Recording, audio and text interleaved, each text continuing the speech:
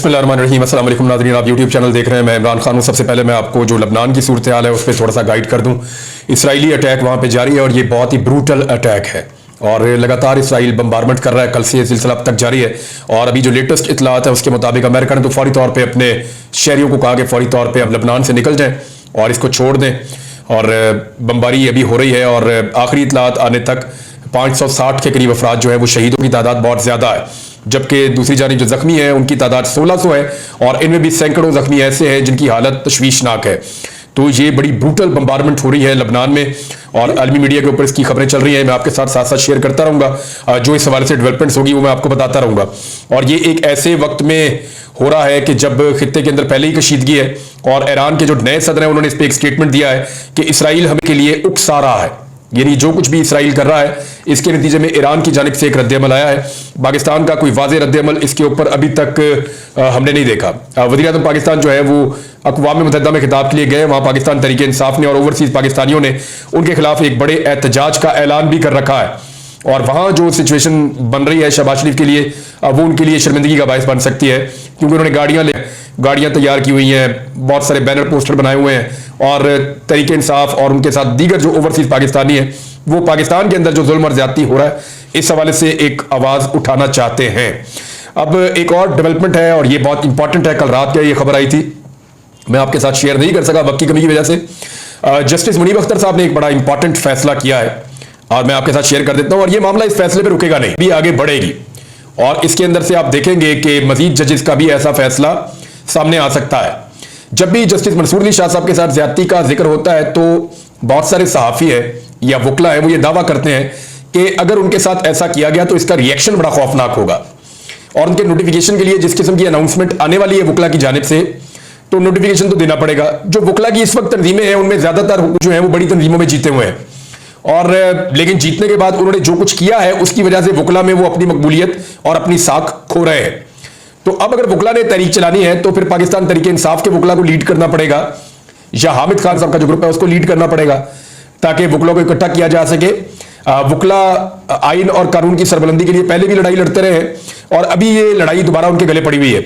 इसमें पाकिस्तान वकला की तहरीक का भरपूर साथ देंगे और उन्होंने अपने जलसे का एक शेड्यूल भी जारी किया है। फिलहाल फौरी तौर पर वो जस्टिस मुनीब अख्तर साहब को पहले मैं आपको बता दूं उन्होंने क्या डिसीजन लिया। जस्टिस मुनीब अख्तर साहब ने यह फैसला किया है कि जब तक ये जो ऑर्डिनेंस के जरिए लाई गई है एक तरमीम जजेस कमेटी के अंदर, यानी प्रैक्टिस एंड प्रोसीजर कमेटी जो है उसके अंदर जो तरमीम लाई गई है और मुनीब अख्तर साहब को निकाल दिया गया बगैर कोई वजह बताए, ये एक बहुत बड़ी ज्यादती है ना।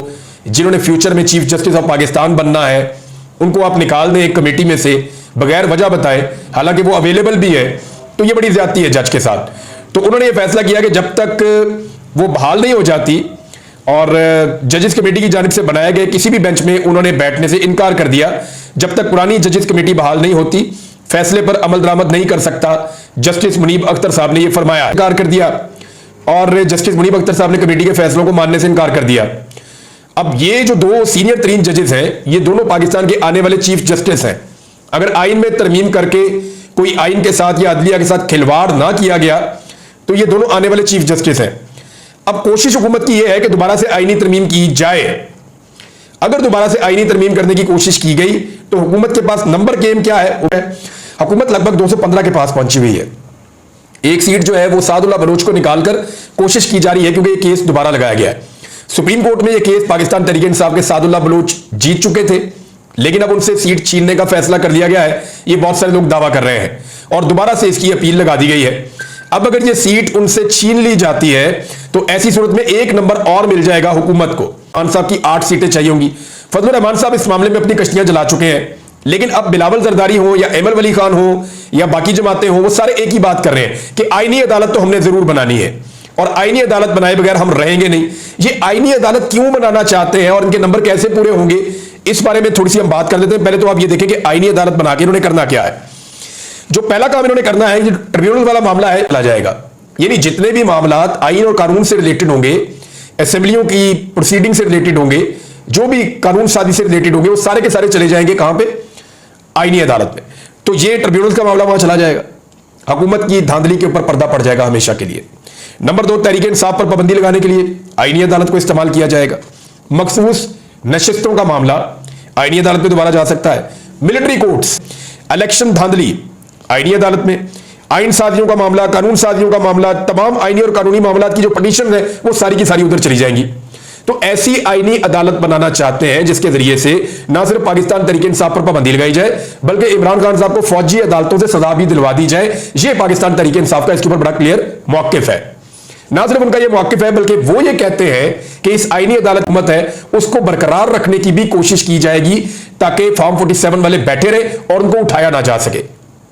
दूसरी जानिब काजी फायदी साहब ने जो बेंच बनाया उन्होंने जनाब केस सुना है और उन्होंने केस सुना जो इलेक्शन ट्रिब्यूनल वाला है। इलेक्शन ट्रिब्यूनल वाला केस लगा उसको उन्होंने सुना, वहां पे पाकिस्तान तरीके इंसाफ ने अपना मौकिफ पेश किया, बैरिस्टर सलमान अकरम राजा साहब भी गए। तो कादी फायदी साहब ने कहा जी अदालती फैसले नहीं, आईने पाकिस्तान की जो तशरीह है वो तो अदालती फैसलों में होती है। सलमान अकरम राजा साहब ने कहा कि जब तक अदालत ने अपने पहले फैसलों से बेहतर फैसले नहीं कर देती तब तक अदालती फैसलों पर ही अमल दरामद होगा। तो ये सलमान अकरम राजा साहब ने बड़ा क्लियरली ये बात की है। लेकिन सलमान अकरम राजा साहब ने एक और इंकशाफ किया, एक रात से पर्दा उठाया। उन्होंने कहा जी हुआ यह था कि टोटल 6 जज थे जो लाहौर हाई कोर्ट ने नाम दिए थे इलेक्शन कमीशन को आपने लगाने और ये ट्रिब्यूनल बनके केसेस को सुनेंगे। अब ये जो साबिका चीफ जस्टिस है लाहौर हाई कोर्ट के, उन्होंने ये 6 जजेस के नाम दिए थे। इलेक्शन कमीशन ने इनमें से जो 4 जजेस थे जो बड़े अपराइट जजेस हैं जो कोई सिफारिश में नहीं मानते, उनके खिलाफ कहा कि जी ये जज नहीं चाहिए, आप तब्दील कर दें या आप हमें कोई पैनल भिजवा दें, हम उनमें से खुद ही जज चुन लेंगे। तो इसके ऊपर ये सुप्रीम कोर्ट ने आज भी राय दी कि इलेक्शन कमीशन को चुने। ये तो अदालत की सवाबदीद है चीफ जस्टिस की कि वो जो जज दे दे। तो वो जो जज दे दिए गए थे उन्हीं के साथ चलना था। लेकिन फिर लाहौर हाई कोर्ट की चीफ जस्टिस ही तब्दील कर दी गई। पहले एक कायम मकाम चीफ जस्टिस को लाया गया, फिर नीचे से तरक्की देकर ऊपर जस्टिस आलिया नीलम साहिबा को chief justice Lahore high court लगा दिया गया। अब आज जो है सलमान अकरम राजा साहब ने कहा कि आलिया नीलम साहिबा ने जो चीफ जस्टिस लाहौर हाई 4 जजों के नाम वापस ले लिए हैं और ये दबाव में ना आने वाले 4 जज हैं जिनके नाम वापस लिए गए हैं। तो ये तो जनाब बड़ी अजीब बात है कि एक चीफ जस्टिस वो नाम देकर जाते हैं, दूसरी चीफ जस्टिस आती है, पहले वो उसके ऊपर खबर आती है कि नहीं जी यही जजेस रहेंगे और उसके बाद अब पता चलता है कि अंदर खाते ये काम हो गया है और 4 जजेस के नाम वापस ले लिए गए। तो फिर तो सब ठीक हो गया। अब कादी साहब अगर ट्रिब्यूनल बहाल भी कर देते हैं, की मर्जी के ट्रिब्यूनल अगर पंजाब के अंदर बन जाते हैं तो फिर पंजाब में फॉर्म 47 के मुताबिक ही जो है वो लोग रहेंगे। जो जाली फॉर्म 47 है उनको कैसे चैलेंज किया जाएगा?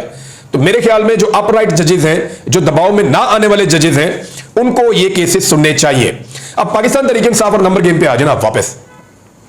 आईनी तरमीम इनको करनी है, हर हाल में करनी है, 10 अक्टूबर से 15 अक्टूबर तक। इसके बाद ये नहीं कर पाएंगे क्योंकि इस बीच में हुकूमत को फिर जस्टिस मंसूर अली शाह साहब का जो नोटिफिकेशन है वो जारी करना पड़ जाएगा। तो आईनी तरमीम अगर करनी है तो फिर 224 का फिगर पूरा करना है। मौलाना फजलुर रहमान साहब अगर साथ नहीं देते तो फिर 63A का केस जो मैंने आपको कहा था कादी फायदी साहब ने लगा दिया है, उसके अंदर अगर किसी भी पार्टी का मेंबर कहीं भी वोट दे सकता है ये वाला, और इसकी उम्मीद भी की जा रही है। मुतीउल्लाह जान साहब ने खबर दी, उन्होंने कहा जी होगा ये कि इस तरह मैनेज किया गया है कि 3 जजेस जो हैं बेंच के वो ये कह देंगे कि ये वोट डालने का इख्तियार हमने दे दिया। कादी साहब ना हीरो बनने के लिए इसकी मुखालफत कर देंगे और बाद में कहेंगे देखो जी मैं तो इधर खड़ा था, हालांकि कादी फायदीसा साहब का इस बेंच में बैठना बनता ही नहीं है। हामिद खान साहब ने आज एतराज किया कादी फायदीसा साहब के खिलाफ, तो हामिद खान साहब के साथ कादी साहब का रवैया अच्छा नहीं था और वकला ने भी महसूस किया कि हामिद खान साहब पाकिस्तान के एक बड़े वकील हैं। 2 ही बहुत बड़े ग्रुप है, एक हामिद खान ग्रुप है और एक आसमा जहांगीर ग्रुप है। तो हामिद खान साहब के साथ जैसा रवैया रखा चीफ जस्टिस ऑफ पाकिस्तान ने वो अफसोसनाक था और हामिद खान साहब के चेहरे पे वो नजर भी आ रहा था। उन्होंने बाहर निकल के जो है वो इसका इजहार भी किया कि वो कादी फायदीसा साहब को कुछ और समझते थे लेकिन वो तारीख के बुरे जजों के अंदर उनका शुमार अब होगा, ये हामिद खान साहब कहकर गए हैं वहां से। बल्कि उन्होंने अपनी लाइफ में, अपनी ये जो जुडिशियल लाइफ में, इसमें बहुत सारे यू टर्न लिए। यानी एक दौर में कादी साहब कहते थे कि सिविलियन को मिलिट्री कोर्ट में ट्रायल नहीं किया जा सकता, आज उनके दौर में सिविलियंस को मिलिट्री कोर्ट में ट्रायल किया जा रहा है। वो ये कहते थे कि हंगामी सूरत हाल के बगैर कोई ऑर्डिनेंस नहीं लाया जा सकता, बिला जवाब है आज बगैर किसी हंगामी सूरत हाल के ऑर्डिनेंस लाया जाता है, सदर फौरी तौर पे पास करता है, 1 घंटे में कादी।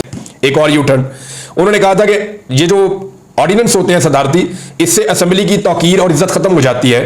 तो आज उनको ये नहीं लगता। प्रैक्टिस एंड प्रोसीजर कमेटी पे उनकी राय बिल्कुल ही बदल गई है। पहले वो ये कहते थे कि सीनियर 3 लोग होने चाहिए, आज उनकी राय इसके ऊपर भी तब्दील हो चुकी है।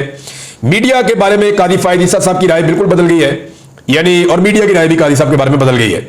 पहले मीडिया कादी साहब को एक हीरो के तौर पे देखता था, एक एंटी एस्टेब्लिशमेंट जो इंसाफ के लिए किसी भी लेवल तक जाएगा। लेकिन उनके दौर में इंसानी हकूक की खिलाफवर्जियां और नाइंसाफियां बहुत ज्यादा हुई तो मीडिया मायूस हो गया। अब कादी फायद ईसा साहब को आदत थी तारीफें करने वाले मीडिया की। जब मीडिया ने तनकीद दी तो कादी साहब कभी उनको डॉग कह के बुला देते हैं, कुत्ता कह देते हैं, कभी मीडिया को वो डॉलरों का भूखा कह देते हैं, कभी मीडिया को वो रिश्वतखोर कह देते हैं कि पैसे लेता है। लेकिन साफ्ती तंजीमें इसके ऊपर बिल्कुल आवाज नहीं उठाती। तो कादी साहब का ये एक ने अपने एक फैसले में कहा था, फौजी अफसरान के हवाले से हवाला दिया था कि सियासत से उनका कोई ताल्लुक नहीं है, उनको अपने हलफ पे रुजू करना चाहिए। लेकिन उनके दौर के अंदर क्या कुछ हुआ ये सब जानते हैं, और किस तरह लोग लापता हुए ये भी सब जानते हैं। तो कादी साहब ने अपनी लाइफ में बहुत सारे यू टर्न लिए हैं और हम लगातार उनको यू टर्न लेते हुए देख रहे हैं। नाज़रीन, पाकिस्तान तहरीक इंसाफ को दो चीजों पे काम करना पड़ेगा और मेरी इत्तला के मुताबिक उन्होंने इस पे काम शुरू भी कर दिया है और वो बहुत तेजी से इस पे काम कर रहे हैं। नंबर एक, उन्हें फजलुर रहमान साहब को लगा वाकिफ के ऊपर कायल रखना पड़ेगा कि फॉर्म 47 की जो जाली हुकूमत है इसको किसी आईनी तरमीम का हक नहीं है, पाकिस्तान को नए इलेक्शन की तरफ जाना चाहिए। नंबर दो, उन्हें अपने तमाम वोटर्स को यानी अपने तमाम एमएनएस को, खसूसन उन एमएनएस को जो कंप्रोमाइज हो सकते हैं या दबाव में आ सकते हैं, उनको महफूज रखना चाहिए। मिसाल के तौर पर जहूर कुरैशी साहब है, औरंगजेब खिची साहब है, चौधरी उस्मान साहब है साहिवाल से, रियाज फतेहाना साहब है, चौधरी इलियास साहब है और आदिल बदुज़ई साहब है। चौधरी इलियास साहब के मैंने आपको एक जिक्र किया था उनके एक रिश्तेदार का, तो उनका मुझे फोन आया, उन्होंने कहा जी मैं गैर सियासी आदमी हूं, और उन्होंने कहा जी ज़हीर साहब, उन्होंने कहा जी मेरा कोई ताल्लुक नहीं है सियासी मामलात से सर, और मैं गैर सियासी आदमी हूं, तो मैं जो भी उन्होंने किया चौधरी इलियास साहब ने, मैं ना उसको जानता हूं और ना मेरा उसके साथ कोई ताल्लुक है, तो मैं इन सारी जो पॉलिटिकल चीजें इनके साथ में, तो इन्होंने कहा जी मेरा इससे कोई ताल्लुक नहीं है, तो मेरी जिम्मेदारी मैंने आपको बता भी दिया। आदिल बदुज़ई साहब, इम्तियाज चौधरी साहब, सादुल्लाह बलोच साहब, ऐसे लोगों को पाकिस्तान तहरीक इंसाफ को कंट्रोल करना होगा और उनके पास अब मामला दिनों का नहीं घंटों का बच्चा है कि घंटों के अंदर पाकिस्तान तहरीक इंसाफ को ये सारे बंदे कंट्रोल करके इनके वोटों को महफूज बनाना होगा, वरना ये वोट अगर हुकूमत के हक में पड़ गए तो फिर पाकिस्तान तहरीक इंसाफ जो है वो लंबे अरसे तक के लिए मुश्किलात का। प्रैक्टिस एंड प्रोसीजर कमेटी पर जस्टिस मंसूर अली शाह का मौक़िफ़ दुरुस्त है, उन्होंने इसकी तायीद की है। उन्होंने कहा कि सुप्रीम कोर्ट की मखसूस नशिस्तों के फैसले से मुताल्लिक सब वाज़ेह हो गया है। चीफ इलेक्शन कमिश्नर जानिबदार अंपायर ही नहीं बल्कि इनकी टीम का ओपनर बल्लेबाज है। कादी ईसा दो हरकात मफादात का टकराव है, ये चाहते हैं कि इन्हें 2/3 अक्सरियत मिल जाए और अंपायरों को तौसीह मिले। वादे हो गया कि कादी फायद ईसा लंदन प्लान का हिस्सा था, उसने कौम के साथ फ्रॉड किया। हमारी 9 मई और 8 फरवरी की दरखास्तें कादी फायद ईसा ने नहीं सुनी, बल्कि इसने हमारी 4 नशिस्तें कम कर दी। हर हरबे के जरिए हमारी नशिस्तों को कम किया जा रहा है, हमारी कोई भी पिटीशन नहीं सुनी जा रही, सब कुछ बेनकाब हो गया है। इमरान खान का कहना था कि 3rd अंपायर इनकी पुष्ट पर है, इसको भी तौसीह है। नैब तरामीम का केस चल रहा था तब भी कहा, लेकिन हमें नहीं सुना गया। इलेक्शन से पाकिस्तान तहरीक इंसाफ को बाहर रखना और पार्टी को उड़ा देना इनकी कोशिश थी, अब सब बेनकाब हो चुका है, सारे पर्दे हट चुके हैं। इमरान खान ने कहा कि जबरदस्त जजेस रास्ते में आए मगर उनको हटा दिया गया। एजाजुल एहसन और मज़ाहिर नकवी को कादी फायद ईसा ने बाहर करवा दिया। प्रैक्टिस एंड प्रोसीजर एक्ट खुद कादी फायद ईसा ने बनवाया और फिर तब्दील कर दिया। चीफ अपनी डिक्टेटरशिप कायम करना चाहता था। इस कानून साजी से जमहूरी तरीके से केस लगने के खिलाफ वर्जी की गई। प्रैक्टिस एंड प्रोसीजर कमेटी के हवाले से मंसूर अली शाह साहब ने बिल्कुल दुरुस्त मौक़िफ़ इख्तियार किया है। अदलिया पर हमले के खिलाफ जुमेरात को एहतजाज करेंगे, जुमे को हमारा अपना एहतजाज है और हफ्ते को रावलपिंडी में जलसा करेंगे। इजाजत ना दी गई तो एहतजाज करेंगे। मातहत अदलिया मुकम्मल तौर पर इनके कंट्रोल में है, उसको ट्रांसफर कर दिया जाता है। जज 9 मई के मुकदमात का फैसला देने लगा तो उसको भी तब्दील कर दिया गया। बदकिस्मती है कि DGISI की तैनाती की खबरें हेडलाइन बनती हैं, दुनिया में कहीं भी फौजी अफसर की तैनाती पर खबरें नहीं छपती। ये सिर्फ हमारे मुल्क में होता है, हालांकि इनका सियासत में कोई किरदार नहीं होता। पाकिस्तान मुकम्मल तौर पे पुलिस स्टेट बन चुका है। ये वो मार्शल मुशर्रफ के मार्शल से भी सख्त है। मुशर्रफ के दौर में बड़े बड़े जलसे किए, लेकिन कभी हमारे साथ ऐसा नहीं हुआ। नाज़रीन, मज़ीद खबरें शेयर करता हूं आपसे अगले वीलॉग में। अब तक के लिए इतना ही, अपना ख्याल रखिएगा, अपने इस चैनल का भी। अल्लाह हाफिज़।